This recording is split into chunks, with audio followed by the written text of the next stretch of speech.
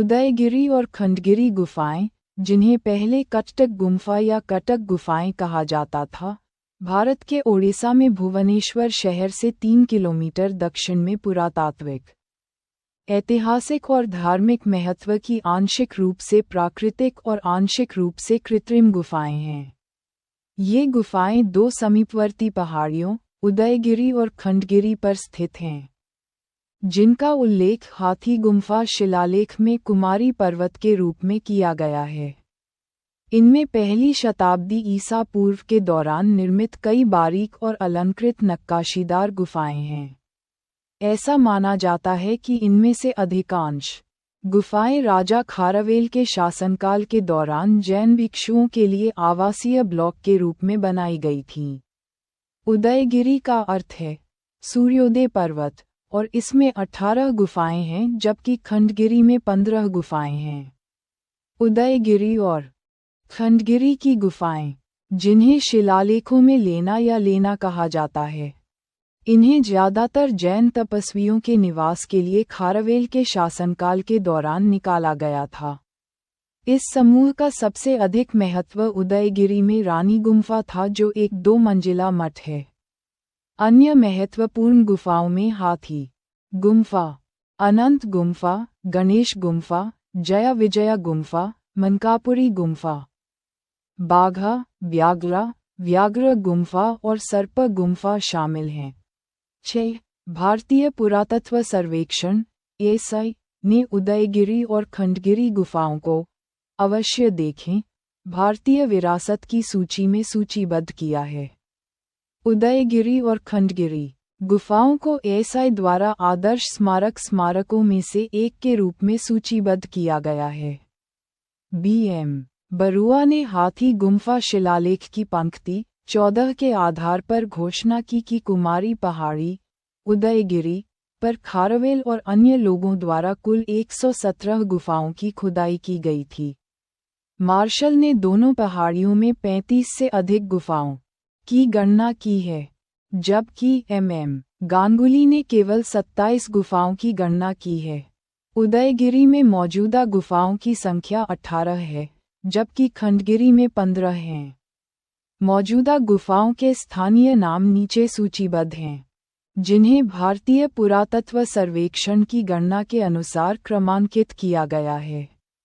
उदयगिरी में हाथी गुम्फा गुफा 14 और गणेश गुम्फा गुफा 10 विशेष रूप से अपनी ऐतिहासिक रूप से महत्वपूर्ण मूर्तियों और राहत के लिए प्रसिद्ध हैं। रानी का नारा, रानी का महल गुफा 1 भी एक व्यापक रूप से नक्काशीदार गुफा है और मूर्तिकला फ्रिज के साथ विस्तृत रूप से अलंकृत है। 6.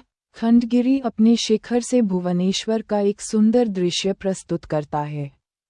अनंत गुफा 3 में महिलाओं, हाथियों, एथलीटों और फूल ले जाने वाले हंसों की नक्काशीदार आकृतियां हैं।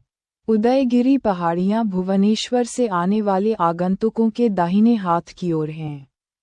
खंडगिरी की तुलना में उदयगिरी में अधिक सुंदर और बेहतर रखरखाव वाले गुफा मंदिर हैं। उदयगिरी में 18 गुफाएं हैं।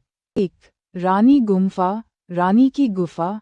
रानी गुम्फा उदयगिरी और खंडगिरी की गुफाओं के बीच सबसे बड़ी और सबसे लोकप्रिय गुफा है। शब्द रानी का अर्थ है रानी। हालांकि यह एक वास्तुशिल्प चमत्कार नहीं है, लेकिन इसमें कुछ प्राचीन सुंदर मूर्तियां हैं। ये गुफा डबल स्टो किया गया है। प्रत्येक मंजिला में 3 पंख होते हैं और केंद्रीय विंग सभी 3 पंखों में बड़ा होता है। निचली मंजिल में मध्य विंग में 7 प्रवेश द्वार होते हैं, जबकि ऊपरी मंजिल में 9 कॉलम होते हैं। केंद्रीय विंग के ऊपरी हिस्से में एक राजा के जीत मार्च को दर्शाते हुए राहत छवियां हैं। कई कोशिकाओं ने नक्काशीदार दवा पाला छवियों की नक्काशी की है। उनमें से कुछ को डिसाइड किया गया है। वह क्षेत्र जो केंद्रीय विंग को दाएं और बाएं पंखों से जोड़ता है, उनमें कुछ पैनल होते हैं जहां जंगली जानवरों, फल से लड़े पेड़, मानव आंकड़े, संगीत वाद्ययंत्र बजाने वाली महिलाएं, बंदर और चंचल हाथी खेलते हैं। पायलटों में जैन धार्मिक महत्व और शाही दृश्यों की मूर्तियों से सजाए गए टोराना मिहराब होते हैं। 2. बजागारा गुम्फा। बजागर गुम्फा बहुत ही सरल और छोटा है। इसमें एक पत्थर का बिस्तर और तकिया है और इसे प्राचीन काल में जैन भिक्षुओं के आश्रय के रूप में इस्तेमाल किया गया था। सादे आयताकार के आकार के खंभे के अलावा इस गुफा में कोई अन्य मूर्तिकला नहीं है। 3. चटाहैठी गुम्फा। छोटा हाथी गुम्फा आकार में छोटा है। इसमें मुखौटा में 6 छोटे हाथी के आंकड़े हैं और एक अभिभावक की एक मूर्ति है। 4. अलाकापुरी गुम्फा। अलाकपुरी गुम्फा में एक शेर की राहत मूर्तिकला है जो उसके मुंह में शिकार रखती है। गुफा में पंखों वाले मानव आंकड़े दिव्य प्राणियों के साथ खंभे हैं। ये दोहरा भंडारित है। 5. जया विजया गुम्फा। जया विजया गुम्फा डबल स्टीफ है। गुफा में भारी बालियां बैंड खूबसूरती से सजाए गए बालों को पहनने वाली मादा की नक्काशी होती है। नक्काशी के एक तरफ एक तोता है और दूसरा कमर पर आराम कर रहा है। 6.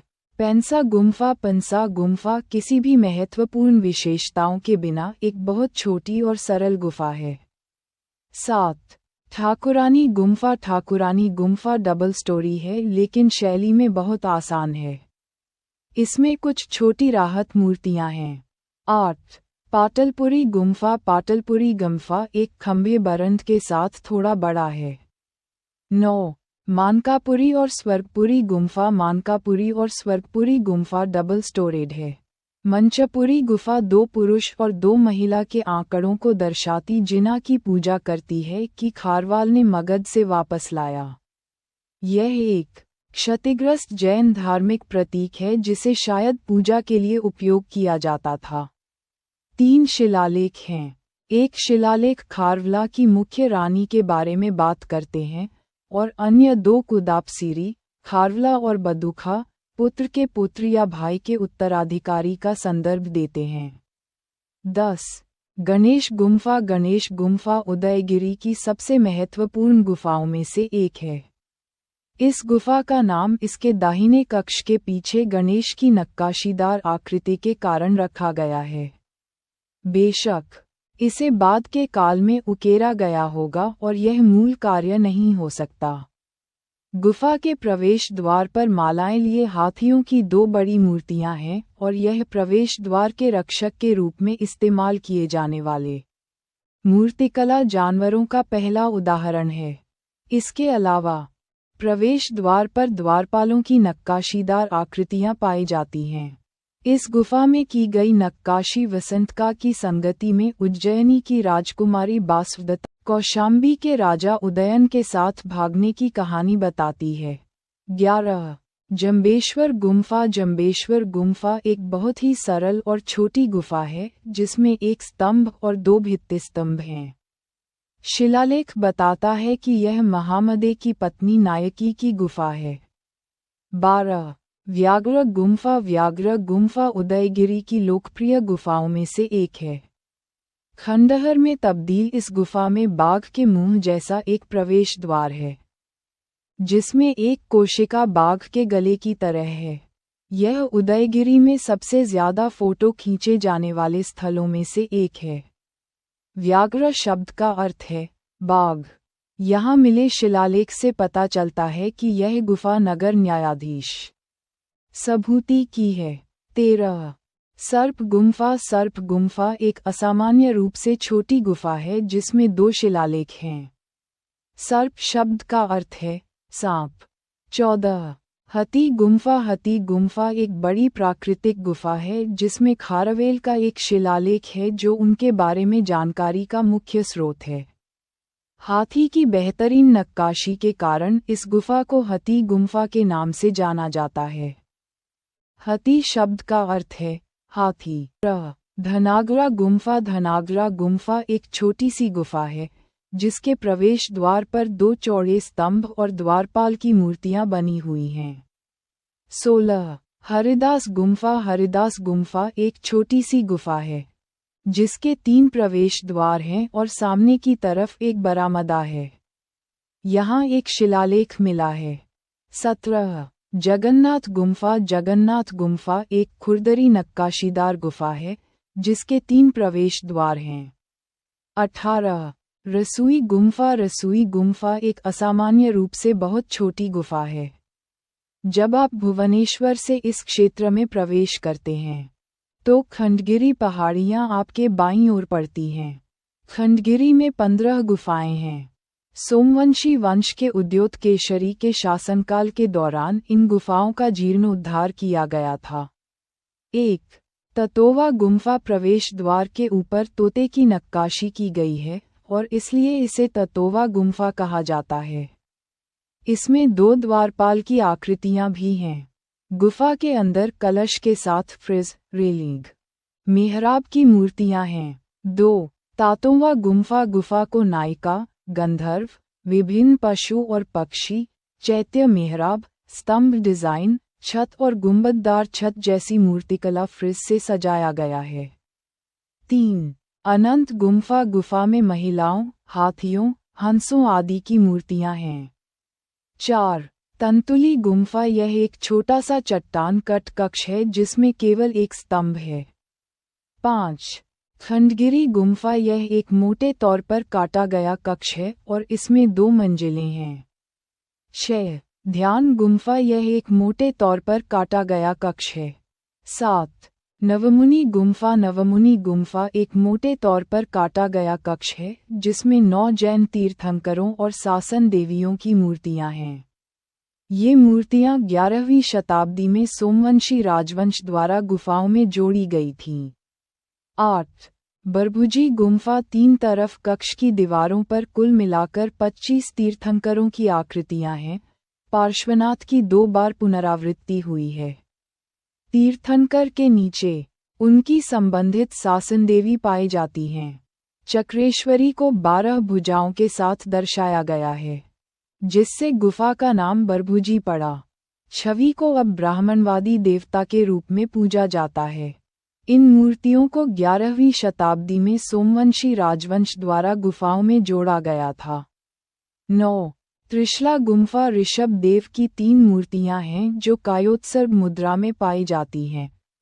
38 इन मूर्तियों के अलावा 24 जैन तीर्थंकरों की मूर्तियां हैं जो खुरदरी लगती हैं।